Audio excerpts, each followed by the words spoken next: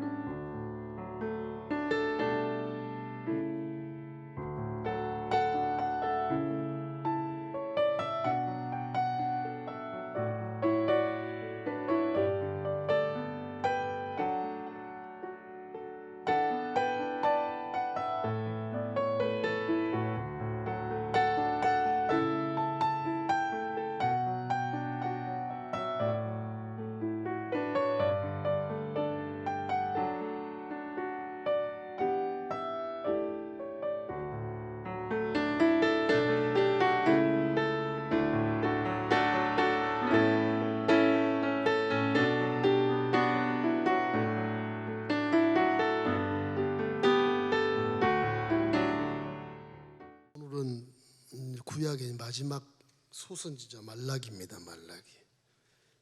말라기란 말은 내 사자라 그런 뜻인데 말라기의 고전을 찾아보면 어디 족속인지 안 나와 있어요. 말라기, 그냥 그렇게 말라기 선지자로 알면 되겠고요.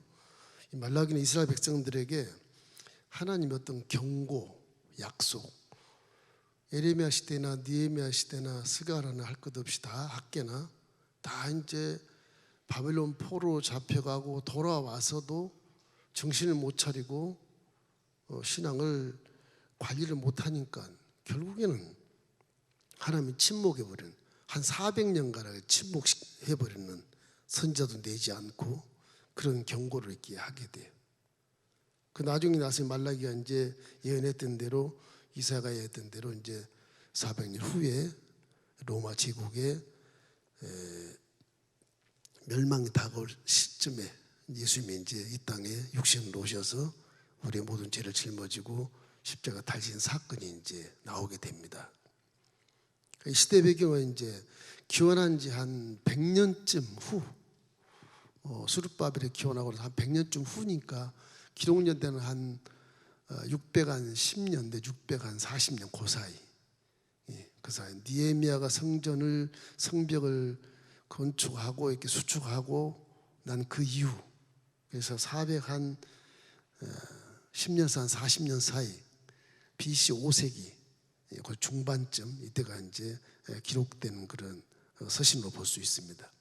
이 말라기는 지난번에 했던 스가랴나 학계나 할 것 없이 전부 다 이스라엘 민족들에 대해서 신앙이 이렇게 불신앙으로 바뀐 것에 대해서 굉장한 책망을 하고 꾸짖고, 그러고 난 다음에 이제 메시아가 곧 올 것이니까 아주 신앙을 독려하고 회복을 시켜라, 그런 것입니다.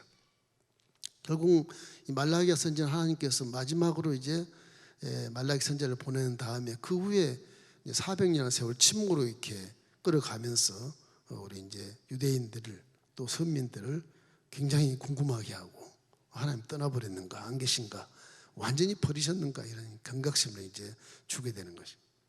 내용에 보면 이제 하나님의 신실한 사랑, 형식적인 예배, 형식적인 예배. 이걸 하나님은 싫어하십니다. 진실한 예배를 좋아해도 형식적인 예배를 싫어하신다.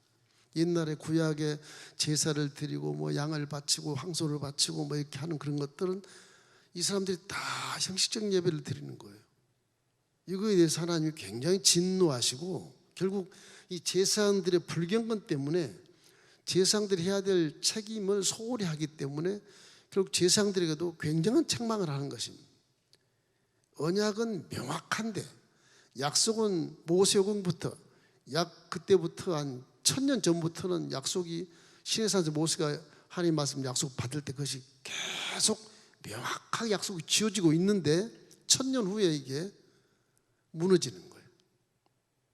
그 1500년 후에 이제 할 수 없이 이제 하나님이 육신이 되어서 예수를 내놓으시는 거예요. 이래서 그 1000년간의 지난 세월 동안에 많은 경고를 받고 원망불편하면 뭐 불뱀에 죽이기도 하고 뺑글빼도 40년을 광야에 돌겠는데 불구하고 이 깨닫지를 못하는 사람, 이 사람이란 게 참 신기해. 은행에 이 마음이 간사스러워서 조금만 축복 주면 그냥 되돌아서요.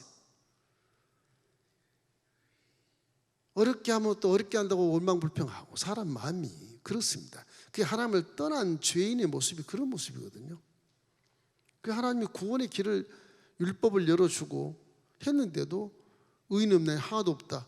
모든 사람이 죄를 범하였음에 하나님 영광에 이르지 못했다. 성경이 그렇게 딱 경고를 하고 회개라. 결국은 회개를 얘기하는 것인데 이래서 결국은 말라기야서 내용을 보면 이 삶의 전반이 이게 죄로 무너진 그런 걸 책망을 하고 변화를 촉구하는 거예요. 지금도 우리 시대가 그러잖아요. 지금도 말라기 시대 보면 지금도 우리는 형식적 예배를 드리고 있지 않나 이 생각.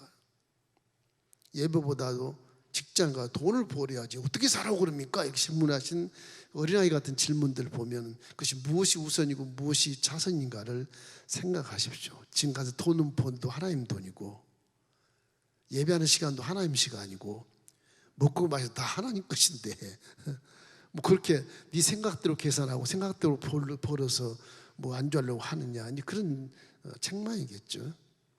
내 후배 하나가 여의도 중앙순복음교회는 크지 않습니까? 우리 교회보다 막 100배도 더 크니까 세계적인 최고 큰 교회니까. 그래서 아주 제자 하나가 승승장구해서 다 담임 목사까지 올라가요. 지성전 담임 목사까지. 이게 한 20년 하다 보니까 이게 부교육자로서 있으면 편하잖아요. 편한 대신에도 스트레스를 받아요. 이게 아니다. 사실서를 탁 쓰고 나올 때 사모하고 상의도 안 하고 나왔는데 자기 생각은 무슨 생각이냐. 아니 내가 뭐 여기서 나가서 개척하면 이 교회에서 한 2억 정도 지원을 해주면 내 돈 좀 보태서 개척하면 편하게 할 수 있지 않겠나. 그래서 대부분이 그런 생각하거든요. 이 친구는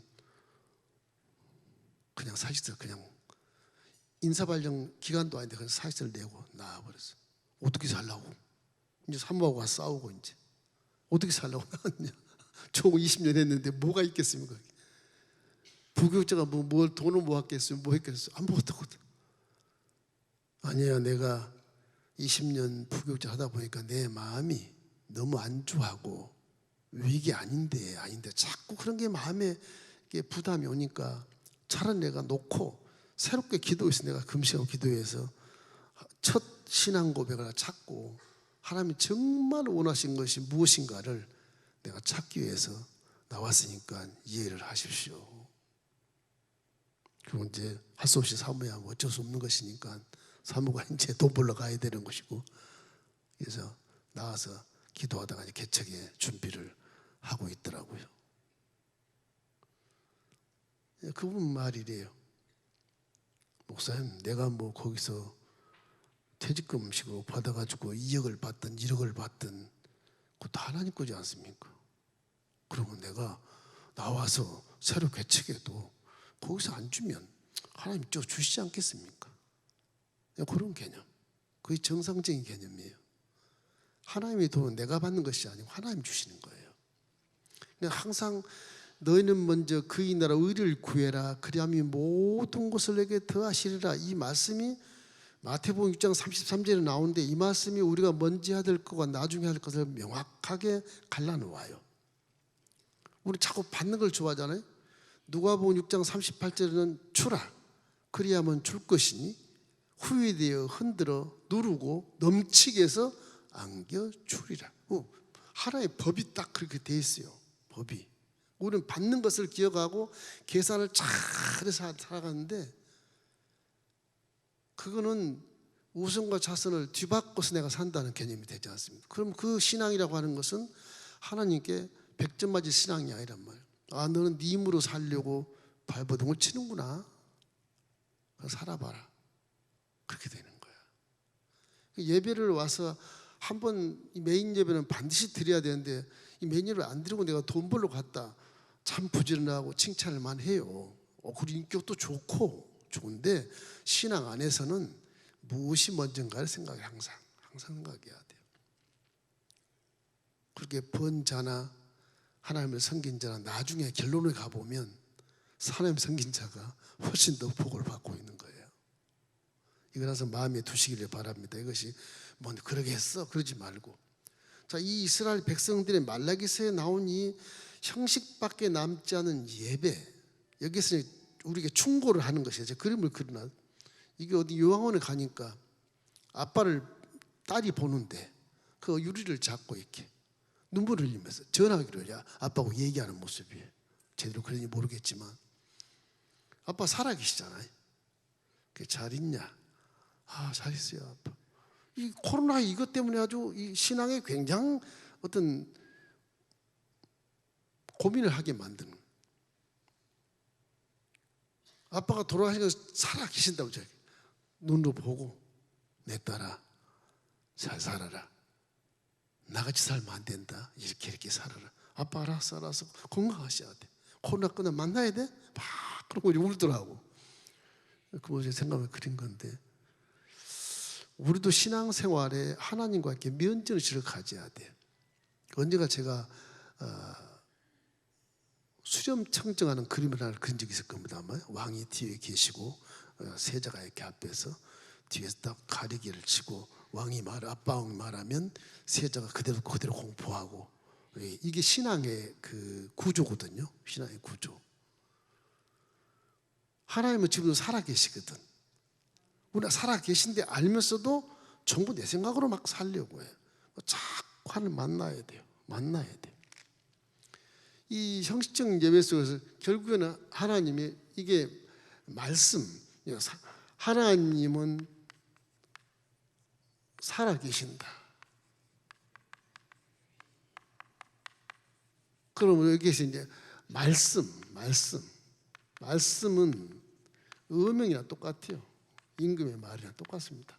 이 말씀을 들어야 돼. 근데 이게 만나야 들 줄 만나야 하나님 만나야 되잖아요. 이 만나야 돼. 이 관계 속에서 만나야 듣는데 면죄식을 안 갖고 내 생각과 내 지식으로 성경을 터득을 해가지고 그대로 가려고 하는 의도, 이런 것들은 거의 불신앙에 가까워요. 하나님 만나려고 이렇게 써야 돼요. 이 만나서 말씀을 들으면 이제 말씀을 이게 믿음이라고 해요. 이게 만나야 이게 믿음의 효과가 있어요. 안 만나면 믿음의 효과가 별로 없어요. 이 믿음의 효과가 있을 때 결국에는 무엇이 나오냐? 실천이 나와요. 실천할 능력이 생겨요.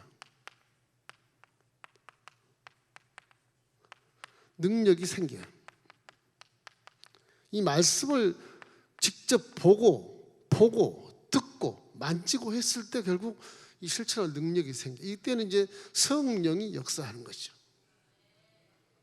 그래서 하나님은 안 보신다 해도 내가 하나님 날마다 바라보는 마음으로 이렇게 신앙을 가지면 내 입에서 나온 말씀이 그대로 이루어진 것을 믿게 되고, 내가 믿는 그 말씀을 순종하면 성공의 어떤 결과가 나타나게 된다. 이런 논리거든요. 그러니까 말씀은 하늘나라 문서는 어명이기 때문에 이거는 어느 왕보다도 최고의 유일하신 하나님이, 창조주 하나님이 어명으로 말씀하면 그대로 들으셔야 돼요. 성경에도 보면 페르시아 제국이 됐든 뭐 바벨론 제국이 됐든 왕이 조서를 내리면 일반 백성도 다 깡그리 순종하잖아요. 안 순종하면 역적이거든요. 역적이거든요. 그와 비슷해요.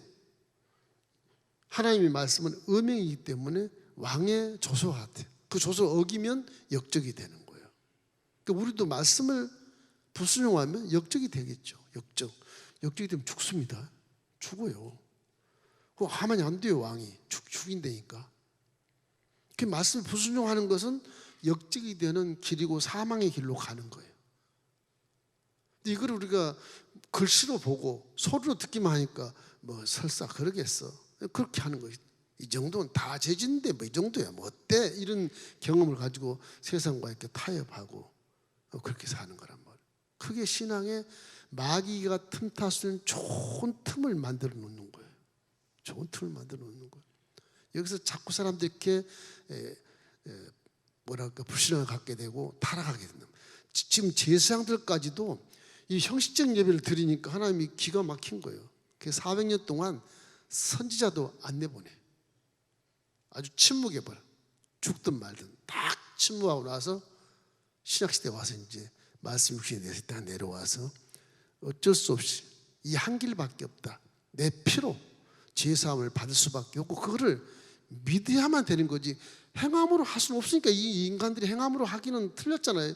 수천 년의 구약시대에 지내와 봤지만 하나님을 떠나서 사는 존재는 어차피 죄의 구덩이에 빠져 있으니까 그 존재가 믿음으로 나를 섬기고 믿음으로 내 죄가 사진 걸 믿고 믿음으로 내 속에 성령의 계심을 믿고 믿음으로 말씀에 순종하면 비록 죄의 늪에 살아도 그걸 내가 구원해 주고 인정해 주고 복을 주겠다는 거지. 그게 이제 십자가 되어서 복음이거든요. 뭐 복음이라 그러니까 뭐 갑자기 내 빛이라 그러니까 다 빛이 되고 그러질 않아요. 왜 하나님이 이렇게 구렁텅이에 이렇게 쫓겨냈느냐?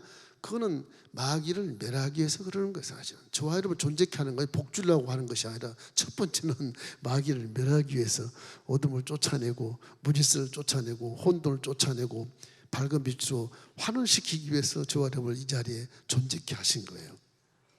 그 쫓아내는 사명을 우리가 막 감당하다 보면 먹고 이거만 다 뒤에서 주시는 거라니까요. 쌓아놓으려고 생각하지 주셔. 이 사명을 감당하면 하나님이 먹고 그 마시고 뭐 그래야 싸우지. 누워있으면 금시하고 누워있으면 못 싸우잖아요. 먹고 마시는 거 누릴 걸 다 주신다. 그렇게 성경의 이제 논리입니다. 그래서 이거를 면죄식을 가지면 그렇게 살 수가 있거든. 아빠는 병원에 있지만 딸이 아빠 말을 듣고 와서 다 후속 조치를 다 하잖아요. 다 하잖아요. 그렇게 그런 모습으로 우리는 면죄식의 신앙생활을 가져야 된다. 여기 면죄식 속에 무엇이 있냐면 아주 하나님의 사랑을 여기서 얘기를 해요.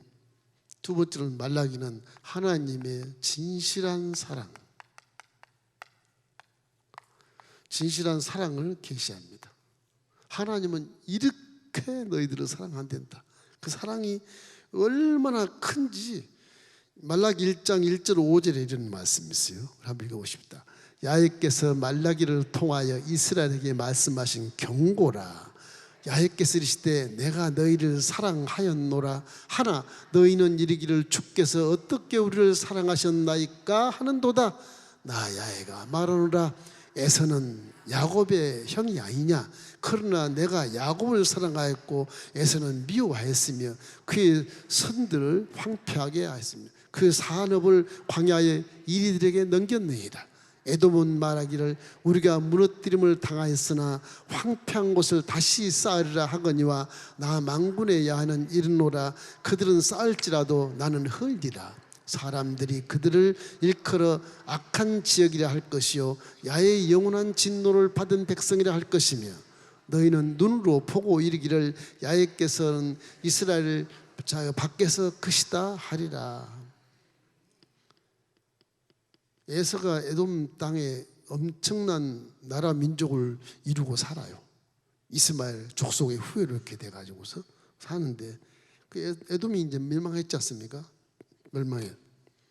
하나님은 다 이렇게 멸망을 시킬 수밖에 없다. 하나님은 욕되게 하는 이런 예배를 드리지 말라는 거예요. 하나님은 엄청나게 여러분 사랑한다고 하는 거예요. 하나님 세상을 이처럼 사랑하사 독생자를 주신 건 최고의 사랑의 아가페상을 우리에게 계시하는 거지만, 원래 하나님은 사랑이라니까. 요한일서 4장 8절, 사랑을 알지 못하는 자는 하나님을 알지 못하나니 이는 하나님은 사랑이시라. 그것이 창조주는 본체의 사랑이에요. 사랑. 피를 가지고 오신 분이, 물론 그렇죠, 그 차선책이에요. 사랑이니까 사랑을 통해서 말씀에서 우리 가운데 오셔서 예수의 피로 죄를 용서해 주시는, 육체의 죽음을 다 우리에게 보여주시고 용서해 주시는 것. 그러니 그 죽음이라는 것이 생명의 은인이요, 우리의 하나님의 구세주가 되지 않습니까? 그래서 예수님을 기도하는 겁니다. 그래서 예수님을 기도하는 거예요. 예수만 믿으면 죄를 용서받는 것을 인정해 줘 버리니까, 그래 구원받는 거예요. 율법을 제 아무리 지키려고 잘해봐도 못 지켜요. 회개가 가장 좋아. 오히려 회개버리는 게 차라리 편해요. 잘못했습니다. 예, 그런 거. 하나님의 진실한 사랑이 이렇게 있는데 우리는 예배를 욕되게 했다. 얼마나 진노가 임하겠습니까? 이 성경 말라기 1장 7절로 8절에 이렇게 나와요. 예배드린 거 보십시오. 너희가 더러운 떡을 나의 제단에 드리고도 말하기를 우리가 어떻게 주를 더럽게 하였나이까 하는도다. 이는 너희가 야훼의 식탁은 경멸이 길 것이라 말하기 때문이라. 만군의 야훼가 이르노라. 너희가 너희 눈먼 희생제물을 바치는 것이 어찌 악하지 아니하며 저는 것 병든 것을 드리는 것이 어찌 악하지 아니하냐. 이제 그것을 너희 총독에 들어보아라. 그가 너를 기뻐하겠으며 너를 받아주겠느냐. 하나님 인성이시기 때문에 항상 이렇게 인격적으로를 대하시거든요. 동물은 그렇지 않아요. 하나님 형상과 모양을 안 닮았기 때문에 거기는 영혼이 없는 것이고, 사람은 하나님의 영으로 지었기 때문에 형상과 모양을 똑같이 지은 거예요. 그래서 여러분 속은 다 하나님의 소유권이 영이 육체를 입고 사는 겁니다. 지금 그러니까 어떻게 보면 대인관계도 보면 하나님이 내 앞에 계신 것으로 대해야 돼. 내 이웃을 내 몸같이 사랑하는 그런 개념도 이웃에 하나님이 속에 계신단 말이에요. 하나님을 혼이 영이 계신단 말이에요. 그 사람을 존귀 여기고 대인관계 항상 겸손하게 대하고 그 사람을 자랑할 수 있는 그런 장점을 바라보고 칭찬할 수 있는, 그렇게 대화를 해야 대인관계 결핍이 없어요. 이거를 뭐 인문학적으로 막 심리학적인 뭐 해가지고 대인관계를 어떻게 하면 어떻게 한다면 말을 악하게 하면서 사람을 주는 말이 좋아요. 오는 말이 좁지 이렇게 얘기하지만 그 인문학적인 것이고, 신앙 안에서는 누가 어린아이가 됐든 할아버지가 됐든 할머니가 됐든 잘났든 못났든 그 판단을 할 수 없어. 우리는 그냥 하나님의 닮았으면 와 하나님이시다. 그러면 실수 안 해요. 절대 실수 안 해요. 못 배웠건 잘못되고 내가 많이 배웠건 못 배웠건 무조건 하나님과 닮은 불신자가 됐건 간에 잘 섬기면 그 하나님이 다 보시는 거거든요. 그럼 내 대인관계는 아주 만점 대인관계가 돼요. 그걸 통해서 추종하는 사람이 따라오고 지도자가 되고 그러는 것이지, 우리 뭐 정치꾼들 그렇게 해가지고 되지도 않습니다. 서로가 물고 찢고 싸우는 거 똑같은 존재들이에요. 서로가 존경할 건 존경하고 칭찬한 건 칭찬해 주면서 협치를 이렇게 해야지.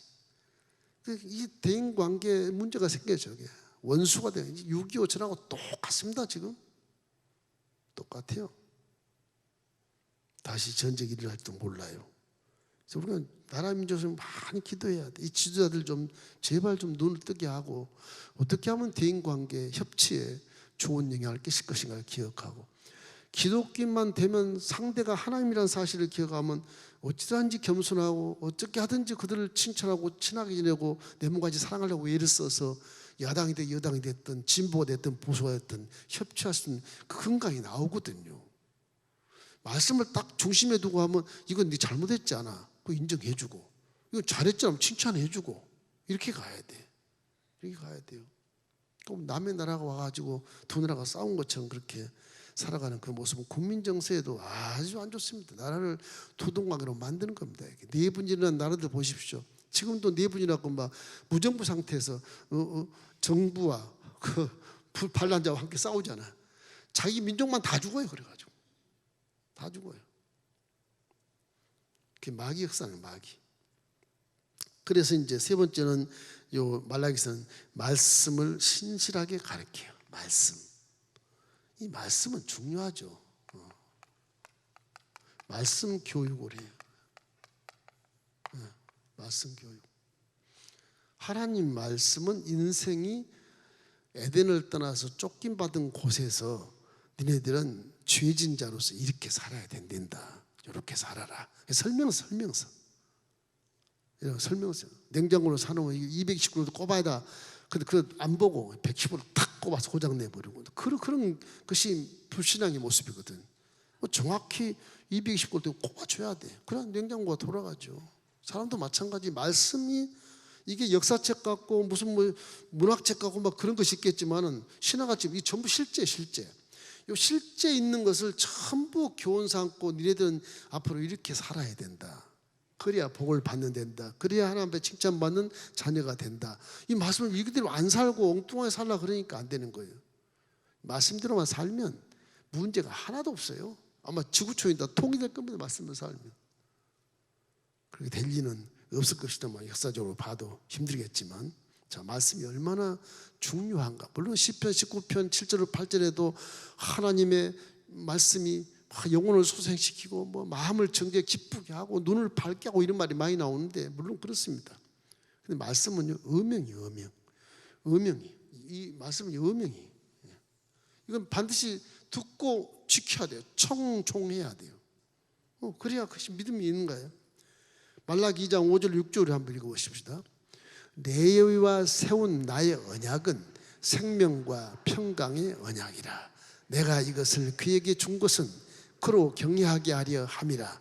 그가 나를 경외하고 내 이름을 두려워하였으며 그 입에는 진리의 법이 있었고 그 입술에는 불의함이 없었으며 그가 화평함과 정직 나와 동행하며 많은 사람을 돌이켜 죄악에서 떠나게 하였느니라. 이 언약 자체가 생명과 평강의 언약이라. 언약을 내가 지키면 생명이 있고 마음이 평안해요. 걱정의심이 없게 돼 있어요. 그리고 이게 정직이 나오지 않습니까? 정직하고 화평하게 된다. 불의함이 없다. 그리고 나를 두려워한다. 그래서 죄악에서 떠난다고 하는 거예요. 죄악에서 떠나게 하는 삶이 성경 삶이. 하나님은 죄를 제일 미워하니까. 우리가 이렇게 쫓김받는 것도 원흉이 뭐냐? 죄거든. 죄. 이놈의 죄가 욕심인데, 욕심이 이놈의 죄가 장성해서 자라가지고 사망을 낳는. 이런 생각을 해보세요. 우리가 죄를 지면 말씀과 어그러뜨려서 죄를 지면 나 죽었구나. 그래야 돼. 죽었구나. 미워하고 시기하고 질투하고 교만하고 탐욕을 부리고 나 죽었구나. 그래야 돼요. 꼭 무슨 줄기에 붙은 가지가 떨어져 나간 것 같은 느낌을, 가지가 떨어져 나가면 죽어버리잖아요. 죄지면 난 죽는다 그 생각을 안 해. 그래도 나는 괜찮겠지. 그래. 그게 이제 지난 세월에 살았던, 죄 속에 살았던 그런 여러 가지 습관이나 이런 것들이 우리 신앙을 많이 장애를 주고 있는 것입니다. 그래서 말라기는 하나님 말씀을 신실하게 가르치려고 애를 썼었어요. 자, 이제 공의입니다. 자, 이런 모든 것들이 도대체 뭐길래 이 공의를만. 공의의 하나님, 공의라는 것은 잘된 것은 칭찬해주고 잘못된 것은 심판하는 거예요. 이게 공의. 그 잘잘을 누가 따지냐? 말씀이 따지지. 사람이 따지지 않아요. 세상 법은 사람들이 생활에 오면서 이렇게 하면 죄 안 짓겠지, 이렇게 하면 화목하겠지, 이래서 말씀으로 법을 제대로 만들어 놨는데 그 법을 악용한 이유는 사람이 법을 만들어서 그래요. 얼마든지 악용할 수 있어요. 사람이 만든 법은. 환경과 상황이 다르게 평가를 하면, 변호사가 딱 환경이 다르게 변호해버리면 휙 뒤집어져 버리게. 그래서 유전, 무전 그렇게 무죄, 유전, 무죄 그러잖아요. 무전, 유죄 그렇게. 그래서 사람들이 이제 세상에서 돈으로 이제 죄 없이 되고, 돈이 없으면 감옥에 들어가고, 이런 그런 결과가 나오게 된단 말이에요. 그래서 그런 법이 아니고, 사람 세운 법이 아닌 하나님의 법을 세운 이 말씀이 이 기준이 돼서 공의를 삼는 거예요. 하나님은 공의로우신 분이에요. 그래서 내가 죄 짓고 아무런 죄책감 없이 하나님 내 편이시니까 그렇게 생각하는 사람은요, 불신앙이야. 그게 신앙이 아니에요. 난 신앙이 없구나. 그 생각하면 딱 맞아요. 하나님 내 죄는 용서해 주시겠지. 그건 신앙이 아니에요. 불신앙입니다. 벌써 가지가 죽어서 딱 떨어져 나가서 죽게 생긴 거예요. 이게. 이래도 죽겠다 이래야 되겠는데 전혀 걱정 안 해요. 남도 사지는데 뭐. 그런 그 영성이 없는 그런 삶이 불신앙 삶이다. 경건한 예배를 드리지 않고 오늘 내가 수예배에 참석했으면 나 복을 주시겠지. 그런 그 거래하는 식의 신앙 그거 안 돼요. 무조건 순종하는 것이지 거래하는 게 아니에요. 저도 그런 기도를 엄청 했었습니다. 왜 끌고 와서 이거 하라 그러시냐고 나와봐 이렇게 해서 이렇게 해주셔 이렇게 그런 기도를 초신자 때 얼마나 많이 몰라요. 이 교만해가지고서 하나님 안 보이시니까 보이게 나오셔야지. 누가 나를 신학교 가라 해. 나 직접 얘기하지 왜 남을 들여서 가라고 그래? 뭐 이렇게 그런 식으로. 그러니까 어린이 하나님 용서해 줬지. 지금까지 성령이 뭐 박살나는 거지. 박살나는 거지. 넌 귀신의 자식이다 싶어요. 박살 진도가 나는 거죠. 참 이 거래하려고 하는 계산적인 신앙 그런 것들은 버리십시오. 그냥 기독교는 하나님을 인정했으면 예수를 구세주로 인정했으면 말씀대로 그냥 따지지 말고 순종하는 게 좋아요. 이 순종이라는 건요 내가 이해에 순종한 게 아니에요. 이해 안 되는 것을 순종하는 게 순종이라고 그러는 거예요. 내가 따지고 이건 순종해야지 안 해야지 생각하면 그건 순종이 아니에요. 억지로 하는 거예요. 그건. 바울 같은 사람은 그래서 A까지 복종해버렸죠. 무조건 복종해버렸죠. 그게 오히려 나아. 어떻게 보면 순종을 스스로 하는 것이거든요. 그러다 보니 따지게 돼 가끔. 근데 순종이라는 하나님 말씀을 확인하고 뭐 계산하고 이래갖고 순종하는 거 아니에요. 그건 순종이 아니에요. 그건 불순종이에요.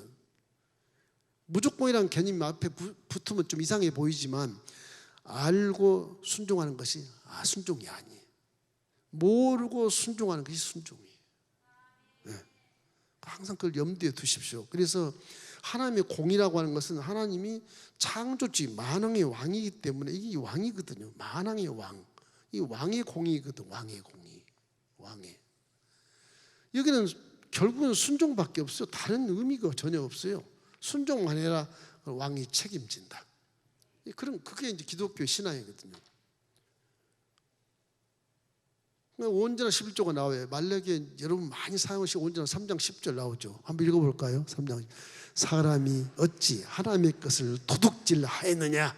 그러나 너희는 나의 것을 도둑질하고도 말하기를 우리가 어떻게 주의 것을 도둑질 하였나이까 하는도다. 이는 곧 11조와 봉헌물이죠. 11조를 강조한다 그러는데 그렇지 않아요. 저게 하나님 말씀에 순종하고 하나님 권위에 순종하는가를 보는 거예요. 부복하는가를 보는 거예요. 11조가 1,000원이 됐든 500원이 됐든 상관없어요. 11조 하나님을 내가 권위를 순종합니다. 신뢰합니다. 그런 것이거든요. 그래서 11조라고 하는 개념은 어떤 신학자도 아닌 사람 같은데 어떤 사람은 구약의 11조 지금 11조 없지 뭐 그렇게 얘기하는데 절대 그렇지 않습니다. 지금은 생명도 다 내어놓아야 돼. 십자가 은혜를 받은 자는 생명도 아끼지 말고 드릴 수 있는 것이요. 지금 11조 이상 넘어서 신약에는 은혜 때문에 다 드려도 부족해요.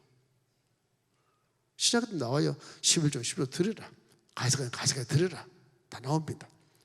그런 걸 따지지 말고 은혜 속에 지금 은혜 속에서 우리는 10의 2조도 드릴 수 있고 10의 3조도 드릴 수 있고 그래요. 옥필요 같은 사람은 10의 9조를 드렸다고 하잖아요. 얼마나 11조 생활을 수십 년을 해오다 보니까 50대에 그냥 벼락부자가 돼가지고서 11조를 계산하는 직원들이 있었어.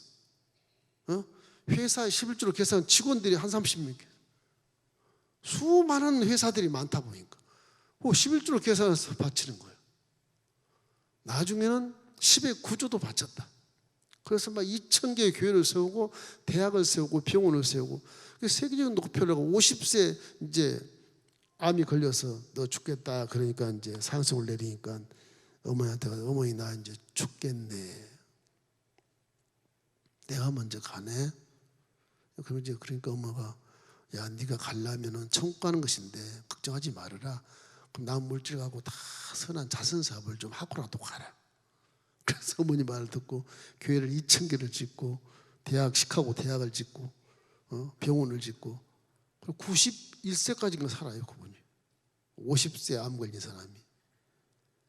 이 하나님의 어떤 그런 능력이라는 걸 우리가 상상할 수 없는 겁니다. 암이 무슨 우리의 큰 적이 될 수 있겠지만 하나님은 아무것도 아니거든요. 그냥 털어내고 그냥 새 세포 만들어서 붙여버리면 그만이에요. 이 모든 질병이 됐든 문제가 됐든 간에 하나님의 공의를 생각하면서 우리가 하나님과의 관계를 잘 이룰 때 우리가 은혜를 받고 또 소생하고 회복을 위해서 부흥의 길로 갈 수 있게 되는 것입니다.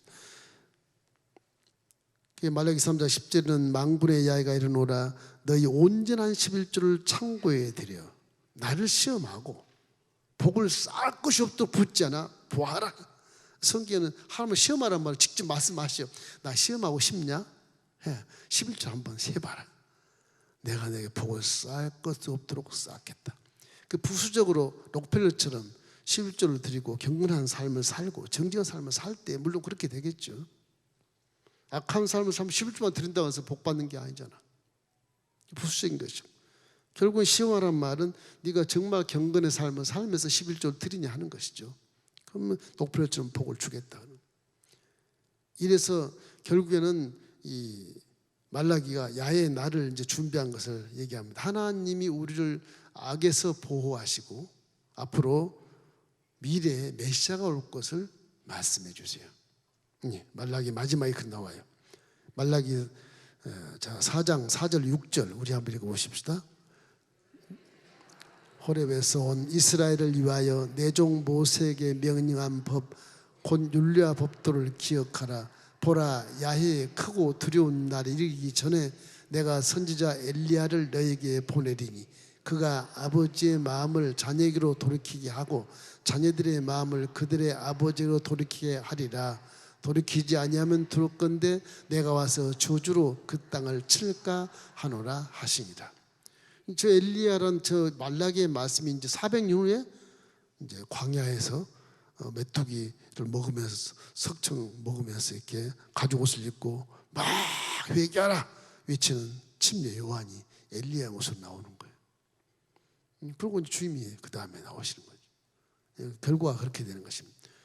그래서 해와 같은 그 하나님이 예수처럼 오시 흑암의 땅에 새로 의로운 해가 떠올랐다. 그래서 이제 의로운 해가 떠올라서 치료하는 광선을 발할 것이다. 그런 내용의 예언을 많이 하는. 그래서 죄를 청산하고 사망에서 생명을 옮겨주고 구원의 문을 활짝 열어놓은 분이 반드시 올 것이다. 반드시 올 것이라. 그래서 말라기 4장 2절 여러분 잘 아는 말씀. 내 이름을 경외하는 너희에게는 공의로운 해가 떠올라서 치료하는 광선을 비추리니 너희가 나가서 외양간에서 나온 송아지같이 뛰리라. 얼마나 기쁘면 송아지같이 막 엉덩이를 팍 들으며 뛴다는 거예요. 그게 이제 뭐냐, 로마서 8장 1절 2절처럼 이제 그리스도 안에 있는 자에게는 결코 정죄함이 없고 성령의 법이 죄와 사망의 법에서 너를 해방했다. 그런 모습입니다. 해방해서 뛰는 거죠. 막 기쁘고 즐거워하는 거죠. 그래서 우리가 항상 말라기 시대의 걸 생각하면 지금과 비슷해요. 언제나 마음을 성찰하고 반성하고 회개하면서 하나님과 관계를 회복해야 돼. 오늘따라 하나님 관계가 회복되기를 주의 이름으로 축원합니다. 회복되려면 하나님을 사랑하십시오. 회복되려면 하나님의 마음속에 항상 우리가 믿음을 가져야 됩니다. 오늘 아침에도 군포 기독교연합회 설교를 했는데 예수님 줄거리에 가지가 딱 붙어있는 것이 믿음이에요. 떨어지면 죽어요. 가지가 붙어있으면 이 줄거리에서, 예수님 줄거리에서는 생명력이 올라와요. 영양 공급이 의롭고 부유하고 건강하고 천국의 마음을 주신다고요. 근데 이 가지가 그걸 받아들이지 않고 난 세상 욕심과 교만과 미움을 갖게 되면 가지가 뚝 떨어져. 그건 가지가 떨어지면 죽는 거예요. 그게 죽은 거예요. 아무리 믿음이 좋다 해도 그 순간에 죽는 거예요. 그러니까 빨리 회개하는 게 좋아요. 우리가 빨리 회개하면 가지가 딱 붙어요. 다시. 회개가 사는 길이에요. 회개가. 말라기 시대 회개가 사는 게 회개가. 회개 외에는 없어요. 회개하고 나서 순종하든지 말든지 그런 것이거든요. 이렇게 부패한 신앙으로 인해서 결국은 이스라엘이 포로 귀환해가지고서 이스라엘 대제국이 이루어지질 않아요. 너무 애석한 거죠. 그렇게 하나님이 보여주시고 만진바되고 듣고 막 40년을 광야에 막 성막 옮겨가면서 뭐 성소가 있고 지성소가 있고 이스라엘 백성들이 막 죄를 고하러 송아지를 드리고 뭐 양을 드리고 뭐 그렇게 하는데도 불구하고 피제사를 얼마나 피제사를 많이 드렸어요. 또 불구하고 돌아서지 않으니까 400년 딱 침묵해버리고 이제 직접 하나님이 이 땅에 내려오시게 되는 은혜 시대가 시작이 되는 겁니다. 지금 우리도 이렇게 반성하고 회개하지 않으면 또 침묵하는 기간이 있게 되고 결국 종말이 올 수밖에 없는 것이죠. 이래서 요한복음 8장 12절은 이렇게 나옵니다.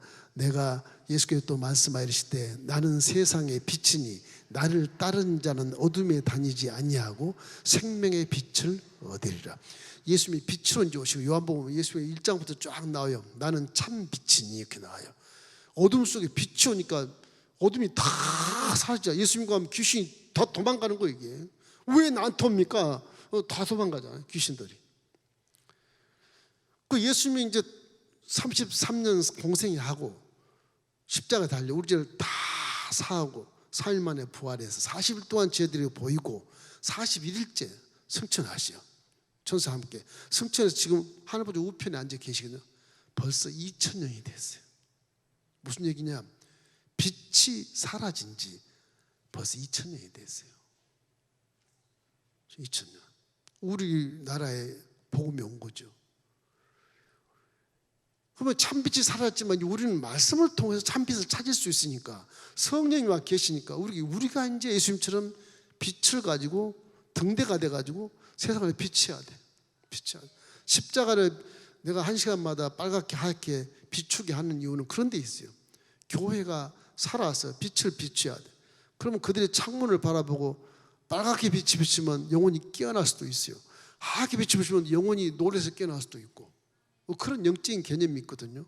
우리 교회의 빛이 이 모든 지구촌을 다 비친다고 하는 의도로 빛을 만든 거거든요. 하나님은 그렇게 설계하게 해서 하는 거거든요. 뭐 멋있게 하려고 한 건 아니에요. 성경이 딱 정확하게 하는 거예요. 동글동글한 게 10분마다 무지개 색깔로 바뀌는 것은 하나님의 무지개를 연상하게 하는 것이고 그런 것입니다. 그래서 우리가 예수님 떠나시고 밤이 된 지가 벌써 2000년이 됐는데 이제는 우리가 맨날 밤에 살지 말고 항상 빛 가운데 사시기를 주의 이름으로 축원합니다. 그것이 말라기의 결론이에요. 야, 이제 암흑시대 400년이 깜깜 소식이다. 하나님도 안 계신 것 같고 없는 것 같고 이제 완전히 다 망했다. 이스라엘은 회복이 안 돼 버렸어. 400년 후에 이제 회복의 기밀을 보여서 내려와서 계시해 주신 거예요. 그게 이제 신약 시대가 이루어지는 거예요. 그런데 율법으로는 하나님도 하나님이시지만 그것도 구원의 길이었지만 이제는 직접 하나님 내려와서 신약 시대를 만드신 것은요. 이거는 거부할 수 없는 사건으로 만들어 놓으신 것입니다. 거부할 수 없는 사건을. 근데도 기독교인들이 지구촌에 반도 안 찼어 아직요. 반도 안 찼어. 무슨 3분의 1도 안 찼어요 지금. 이게 지금 하나님이 거부할 수 없게 만들어 놓으신 신약 시대의 성도들의 모습이 이락 대스타가 돼서 몇십억 믿지만은 그래도 아직도 멀었어요. 이단은 이단대로 또 많이 성행하고 그렇게 되는 거예요. 그래서 항상 우리는 하나님의 사랑을 많이 깨달으십시오. 하나님의 사랑이 결국 사랑의 관계거든요. 이 사랑의 관계. 항상 하나님의 면전을 가지고 날마다 기도하시길 주의 이름으로 축원합니다. 그럴 때 우리 주님이 여러분을 축복해 주시고 우리 신앙이 성장돼서 이 골격을 절대 벗어나지 않는 게 좋아요. 이 골격을 벗어나면 힘들어요. 하나님을 날마다 면전을 바라보고 십자가를 바라보면 내 믿음이 그대로 꼿꼿이 서 있거든요. 든든하거든요. 무슨 일이 만나도 안 보니까 넘어지고 바람 불어서 밀려나고 막 그러는 거거든요. 이런 것들 생각하면서 말라기 선지자가 이스라엘의 선민의 나라를 회복하지 못하고 마지막 이렇게 울고 불고 니네들이 어떻게 이렇게 형식적으로 예배를 드리냐. 도대체 대제사장이 어떻게 그렇게 예배를 드릴 수가 있어. 죽으려고 환장을 했나 이 말라기가. 그래서 말씀을 막 가르치는데도 힘이 들어. 그 신앙생활의 모든 가장 중요한 거 11조 보험물에 대한 거 얘기도 하고 앞으로 미래에 메시아가 온다. 오면 어떻게 하려고 그러냐 도대체. 그렇게 외쳐도 이스라엘이 다시 회복하지 못하니까 선지자도 내보내지 않아. 말라기야 하늘나라 간 다음에 선지자가 일체 없이 공한 400년을 지나고 나서 뜻밖의 광야에서 외치는 자의 소리가 들린 게 침례 요한이 이제 회개하라. 엘리야가 왔나? 이제 그래 이제 유대인들이 엘리야가 왔나? 그때는 벌써 다 망해가지고요. 로마 제국시대 식민지가 돼버렸고요. 그래요. 이 말라기 이후에 이제 페르시아 제국에서 이제 귀환을 1차, 2차, 3차 했지만은 이 헬라 제국이 막 전 세계를 덮어가지고서 헬라 문화고 막 전부 더 그냥 이 선민들의 생각을 신앙에서 벗어나게 하는 거예요. 그래서 예수님이 오기 전에 헬라 제국 속에서 그리스의 철학이 이제 태동을 합니다. 철학이. 그 철학 대단해요. 철학도 안 보이잖아요.